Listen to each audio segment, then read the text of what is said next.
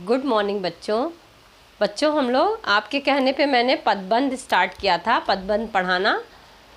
तो कल मैंने आपको लाइव क्लास में पढ़ाया था कि पदबंध, पद क्या होता है, शब्द क्या होता है और पदबंध क्या होता है। तो शब्द को क्या मैंने बताया था कि शब्द वर्णों के मेल से शब्द बनते हैं और शब्द एक स्वतंत्र सत्ता है, लेकिन उसी शब्द का जब वाक्य में प्रयोग होता है तो वो शब्द जो है क्या बन जाता है, पद बन जाता है।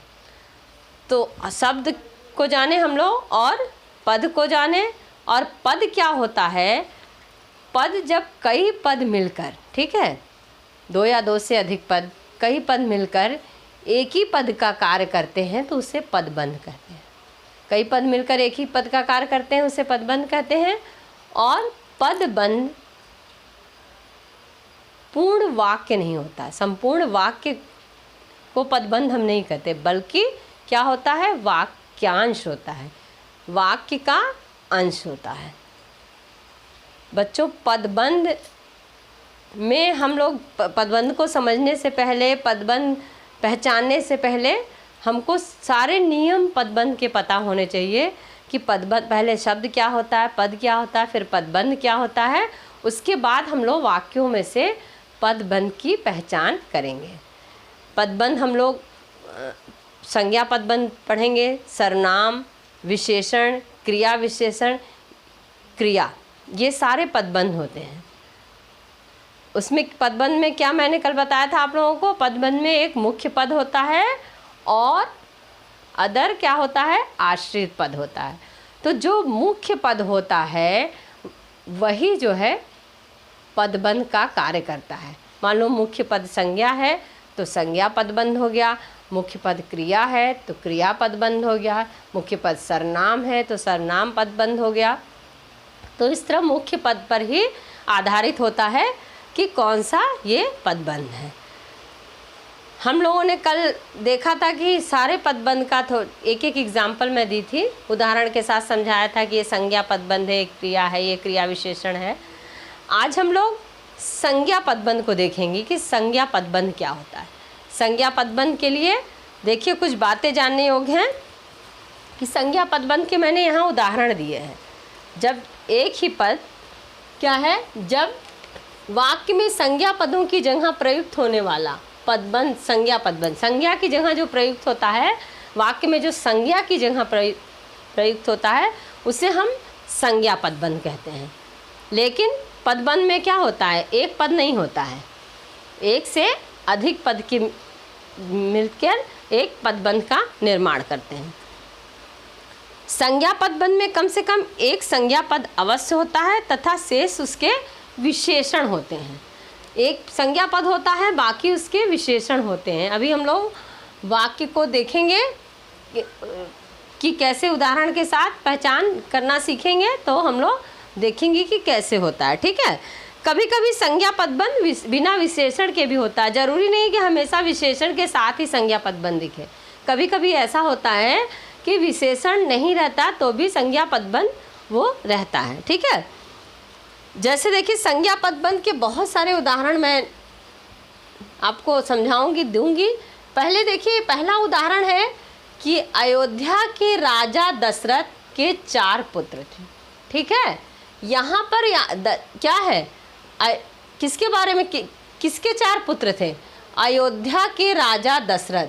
तो ये 1 2 3 4, ये 4 पद मिलके एक ही पद का काम कर रहा है, संज्ञा पद का। संज्ञा कौन है, दशरथ। दशरथ के बारे में ही बता रहा है, कौन थे, अयोध्या के राजा थे। तो ये कई पद मिलकर, एक से अधिक पद मिलकर एक ही पद का क्या कार्य कर रहे हैं, कौन से पद का, संज्ञा पद का। तो इसलिए हम क्या बोलेंगे इसको, संज्ञा पदबंध। देखिए ये मुख्य पद है दशरथ, और ये सारे दशरथ के 4 पुत्र थे। तो राजा दशरथ की क्या विशेषता थी, वहाँ कहाँ के राजा थे, अयोध्या के राजा। परिश्रम करने वाले छात्र, देखिए यहाँ पर छात्र है, मुख्य पद छात्र है, यहाँ अंतिम पद जो अंडरलाइन है छात्र, ये संज्ञा है।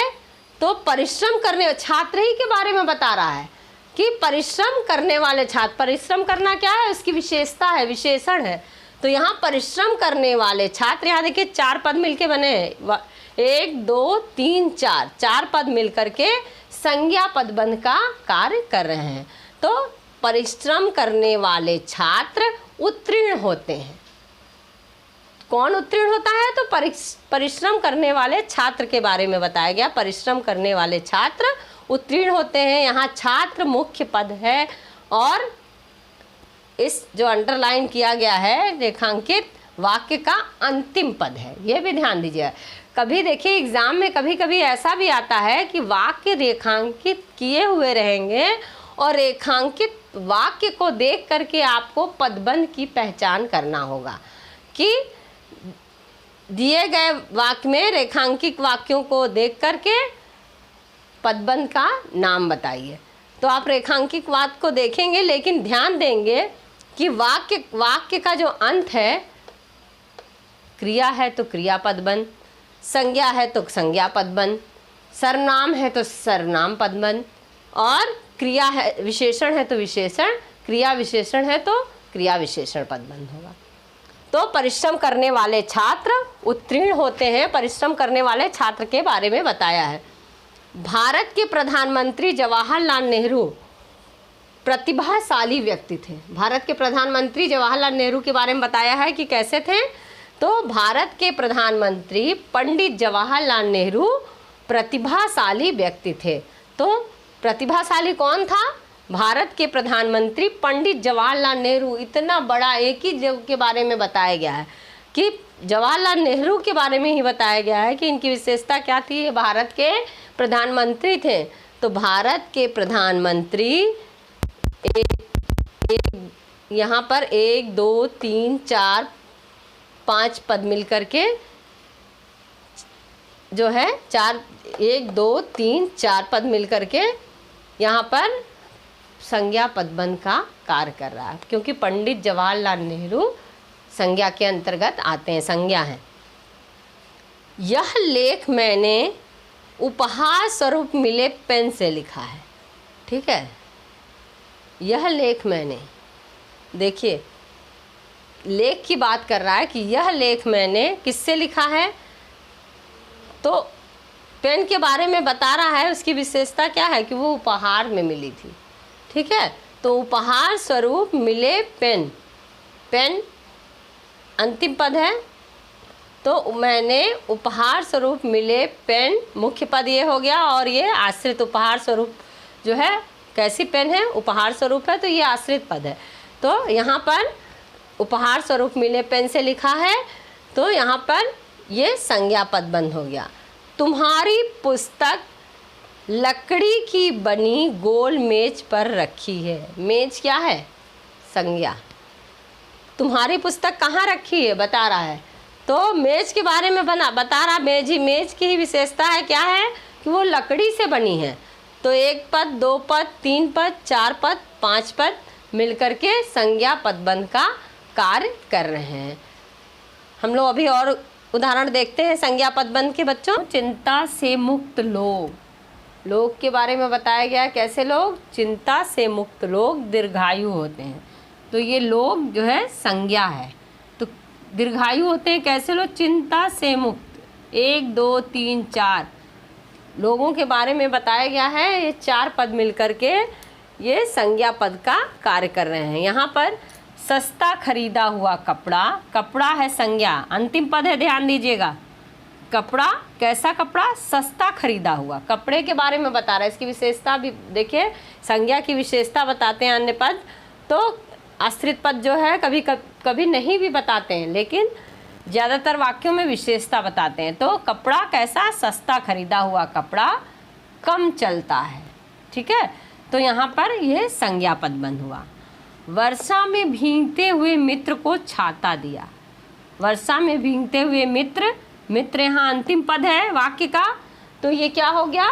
अंतिम पद मित्र क्या है? संज्ञा है, तो यहाँ पर ये संज्ञा पदबंध हो गया।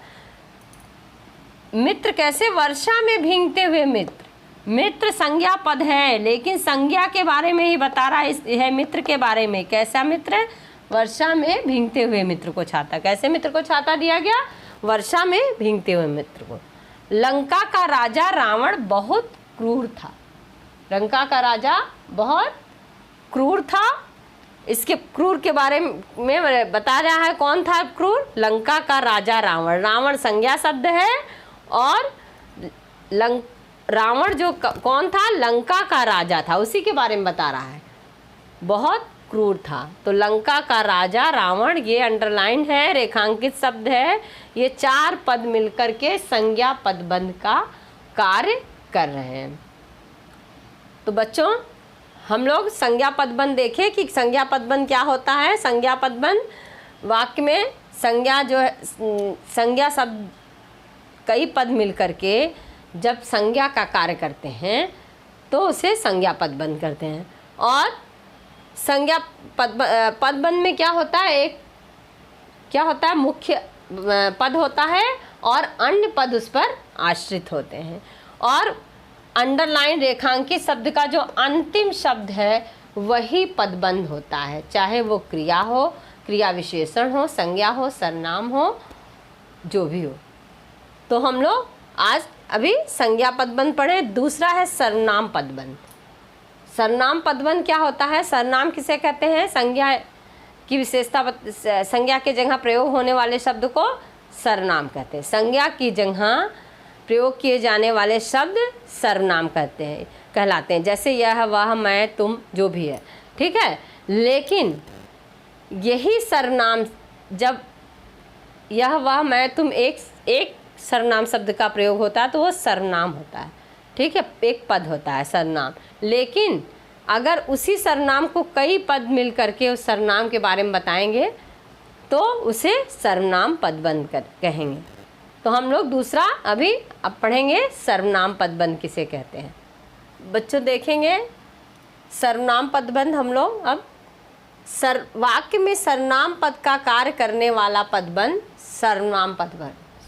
सर्वनाम पद का कार्य करने वाला पदबंध सर्वनाम पदबंध कहलाता है। तो सर्वनाम पद का कार्य करने वाला पदबंध, देखिए यहाँ पदबंध है, केवल एक शब्द नहीं है, पदबंध यानी कई पद मिलकर सर्वनाम पदबंध कहलाता है। इसमें शीर्ष या अंतिम पद क्या होता है? सर्वनाम पद होता है। शीर्ष या अंतिम पद सर्वनाम पद होता है। देखिए जैसे उदाहरण दिया, मंदिर में खड़ा मैं। अच्छा देखिए, एक और ये सर्वनाम पदबंध की विशेषता है कि इसमें जब भी विशेषण का प्रयोग होगा तो सर्वनाम से पहले होगा। इसमें विशेषण का प्रयोग सर्वनाम से पहले होगा। देखिए, मंदिर में खड़ा मैं तुम्हारा इंतजार करता रहा, ठीक है। तो तुम्हारा इंतजार करता रहा कौन? मंदिर में खड़ा मैं। 4 पद मिलकर बने हैं यहाँ पर। देखिए तो कौन इंतजार करता रहा? मैं क्या है? सर्वनाम। यहाँ पर बताया जा रहा है कि मंदिर में खड़ा मैं तुम्हारा इंतजार करता रहा।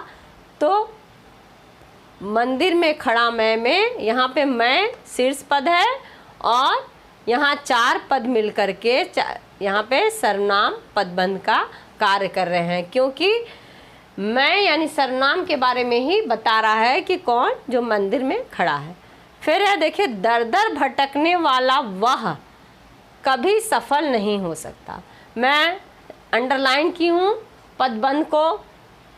वह कौन? दर दर भटकने वाला। विशेषता उसकी क्या है? देखिए, वह सर्वनाम है, इसके पहले विशेषण आया है कौन? दर दर भटकने वाला। तो दर दर भटकने वाला वह कभी सफल नहीं होगा। यहाँ पे वह के बारे में वह सर्वनाम है, उसके बारे में बता रहा है कि विशेषता क्या है कि दर दर भटकने वाला। फिर नेक्स्ट देखिए, सबको मूर्ख बनाने वाले तुम आज मूर्ख बन गए। सबको मूर्ख बनाने वाले तुम। देखिए यहाँ रुकते भी हैं, थोड़ा सा विराम लिए हैं और यहाँ पर ये वाक्य का शीर्ष पद है तुम। तो ये सर्वनाम पद है। तुम क्या होता है? सर्वनाम ही होता है ना। तो 1 2 3 4 5 पद मिल करके सर्वनाम पदबंध का कार्य कर रहे हैं। आपके मित्रों में से कोई समय पर नहीं पहुंचा। कौन नहीं समझ, कोई कौन, आपके मित्रों में से। कोई के बारे में जो बता रहा, कोई कौन है, वो आपके मित्रों में से है। तो आपके मित्रों में से कोई समय पर नहीं पहुंचा। बिना सोचे समझे तुम क्यों चले गए। क्यों चले गए, किसके बारे में बता रहा है कि तुम कौन, तुम बिना सोचे समझे तुम क्यों चले गए। तो यहाँ पर भी ये 4 पद मिलकर के सर्वनाम पदबंध का कार्य कर रहे हैं। तो वाक्य में सर्वनाम पद का कार्य करने वाला जो पदबंध है, सर्वनाम पद का कार्य कर रहा है। ये सारे एक ही सर्वनाम पद का कार्य कर रहे हैं। 1 2 3 4 5 ये पद मिलकर एक सर्वनाम पद तुम के बारे में बता रहे हैं। दर दर भटकने वाला ये 4 पद मिलकर के सर्वनाम ये पदबंध का कार्य कर रहे हैं। इसमें अंतिम पद जो है, शीर्ष पद जो है, जो होता है वही पदबंध होता है। शीर्ष पद या अंतिम पद सर्वनाम हो, क्रिया हो, क्रिया विशेषण जो भी हो, वो पदबंध को, उसी को हमको बताना होता है कि ये पदबंध है। तो बच्चों देखिए सर्वनाम पदबंध कैसे बताया गया है वाक्य में, कि वाक्य में अंतिम पद जो है सर्वनाम है और ये 4 पद मिलकर इस सर्वनाम पद का कार्य कर रहे हैं, इसलिए यहाँ पर सर्वनाम पदबंध है। क्लियर। और भी मैं कुछ उदाहरण के साथ आप लोग को समझा रही हूँ, देखेंगे। ये कुछ एग्जाम्पल मैं और लेके आई हूँ यहाँ पर सर्वनाम पदबंध के। कुर्सी पर बैठा वह सो गया। कौन सो गया, कुर्सी पर बैठा वह। तो वह के बारे में ही बता रहा है कि वह कुर्सी पर बैठा, जो है, जो कुर्सी पर बैठा है वह सो गया। तो यहाँ वह के बारे में ही बता रहा है। तो 1 2 3 4 ये 4 पदबंध मिलकर के सर्वनाम पदबंध का कार्य कर रहे हैं। फिर देखिए नीली कमीज वाला वह नव युवक मुझे अभी मिला था। नव युवक मुझे अभी मिला था। तो कौन मिला था, नीली कमीज वाला वह यहाँ पर देखिए अंतिम पद वह है। तो यहाँ पर 4 पद मिलकर के सर्वनाम पदबंध का कार्य कर रहे हैं। इतनी तेज दौड़ने वाले तुम हार नहीं सकते। हार नहीं सकते किसके बारे में बताया है, तुम कौन, इतनी तेज दौड़ने वाले तुम। 1 2 3 4 यहाँ 5 पद मिलकर के सर्वनाम पदबंध का कार्य कर रहे हैं। तुम्हारी विशेषता क्या है, तेज दौड़ने वाला। बोले ना कि सर्वनाम पदबंध में सर्वनाम से पहले विशेषण लगता है। तकदीर का मारा मैं अब कहाँ जाऊँ। अब कहाँ जाऊँ किसके बारे में, मैं कौन, तकदीर का मारा मैं। 4 पद मिलकर के यहाँ पर सर्वनाम पदबंध का कार्य कर रहे हैं। हमेशा शोर करने वाला वह आज शांत है। वह कौन, हमेशा शोर करने वाला वह आज शांत है। बच्चों हम लोग देखें कि कैसे सर्वनाम पदबंध हम लोग पहचान करते हैं, सर्वनाम पदबंध की कैसे पहचान करते हैं। सबसे पहले तो पदबंध की परिभाषा जानेंगे और पदबंध की पहचान कैसे होती है।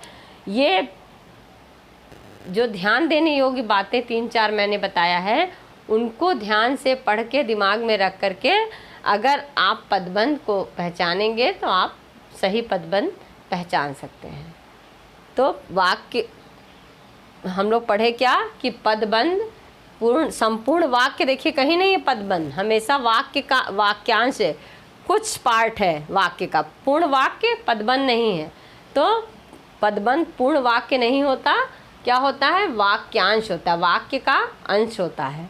और पदबंध कोई एक पद नहीं होता, 2 या 2 से अधिक पद मिलकर जब एक ही पद का कार्य करते हैं, एक पद का कार्य करते हैं, तो उन्हें हम पदबंध कहते हैं। एक पद का कार्य मतलब किसी भी पद, संज्ञा का पद का कार्य कर रहे हो मिलकर, पद क्रिया का कर रहे हो, क्रिया विशेषण का कर रहे हो, सर्वनाम का पद कर रहे हों तो उसे हम पदबंध कहते हैं। देखिए 1 2 3 4, वह कौन, नीली कमीज वाले के बारे में बता रहा है। तो ये सारे जो है ये सर्वनाम पद के बारे में ही बता रहे हैं, इसलिए यहाँ सर्वनाम पदबंध है। 4 पद मिलकर के वह के जो है उसके बारे में बता रहे हैं, तो यहाँ पर सर्वनाम पदबंध है। और ध्यान, तीसरी बात ये ध्यान देना है कि जो शीर्ष पद होता है वही पदबंध होता है। शीर्ष पद कर क्रिया है तो क्रिया पदबंध, संज्ञा है तो संज्ञा, सर्वनाम है तो सर्वनाम, जो भी है वो पदबंध होता है।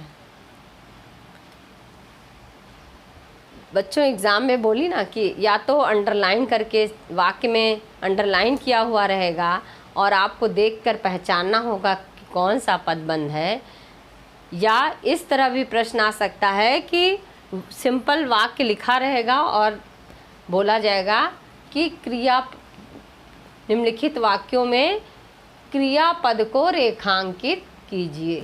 ठीक है, निम्नलिखित वाक्यों में सर्वनाम पदबंध को रेखांकित कीजिए, निम्नलिखित वाक्य में विशेषण पदबंध को रेखांकित कीजिए। तो आप वाक्य पढ़ेंगे और वाक्य पढ़ करके समझ करके आप अंडरलाइन करेंगे। कहीं कहीं केवल पदबंध का नाम लिखना होता है और कहीं कहीं पदबंध का नाम दिया हुआ रहता है, उसको अंडरलाइन करके बताना रहता है। तो बच्चों आज हम लोग संज्ञा पदबंध और सर्वनाम पदबंध, जैसा कि मैं पढ़ा चुकी हूँ पहले, लेकिन आप लोगों के कहने पे मैंने फिर से इसको पढ़ाया है। अब नेक्स्ट क्लास में हम लोग ये क्रिया विशेषण पदबंध और क्रिया पदबंध पढ़ेंगे। आप जो मैंने पढ़ाया है अपनी बुक लेंगे, बहुत सारे उसमें उदाहरण दिए हैं, इतना पॉसिबल नहीं है कि सारे उदाहरण मैं बोर्ड पर लिख के आप लोग को समझा सकूं। आप अपनी पुस्तक खोलेंगे, पढ़ेंगे, उदाहरण देखेंगे, डिफिनेशन याद रहेगी पदबंध की, उसकी पहचान के लिए क्या क्या बातें ध्यान देने योग्य है, तो आप अच्छे से पहचान लेंगे। घर पर अभ्यास करेंगे। आज की क्लास यहीं पर समाप्त होती है, अगली क्लास में हम लोग फिर मिलेंगे। धन्यवाद।